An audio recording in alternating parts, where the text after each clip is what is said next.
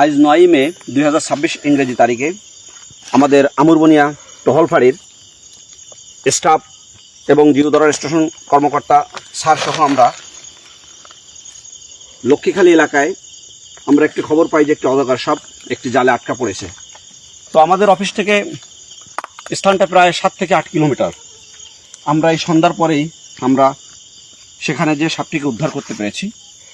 তবে আসলে এটা বনের সাপ, আমরা এখন বনেই অবমুক্ত করব। তবে আসলে আমরা যেখানেই সংবাদ পাই যে কোনো বন্যপ্রাণী লোকালয়ে চলে গেছে, আমরা সাথে সাথে তাকে উদ্ধার করি, আমরা আবার বনে অবমুক্ত করি। এটা আমাদের দায়িত্ব, কর্তব্য। আপনারা সকলেই আমাদের বনের বন্যপ্রাণী যদি লোকালয়ে চলে যায়, আপনারা অবশ্যই আমাদেরকে সংবাদ দিবেন। আমরা উদ্ধার করে সাথে সাথে আমরা তাকেই সুন্দরবনে অবমুক্ত করব। কারণ এটা আমাদের বাংলাদেশের একটি সম্পদ।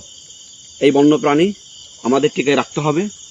বন্যপ্রাণী বনেই সুন্দর, তাই আমরা এর কোনো ক্ষতি করব না।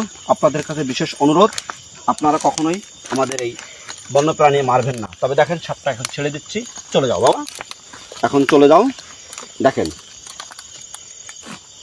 অজগর সাপটি, হ্যাঁ এখনও চলে যাবে। হ্যাঁ চলে যাও,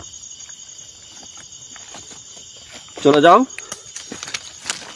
হ্যাঁ দেখেন, যেহেতু তো অনেক সময় জালে আটকা ছিল, তো এখনো অসুস্থ। হ্যাঁ না, সুস্থ হয়ে গেছে। তো এখনো ওর মতো চলে যাচ্ছে। দেখেন মাশাআল্লাহ।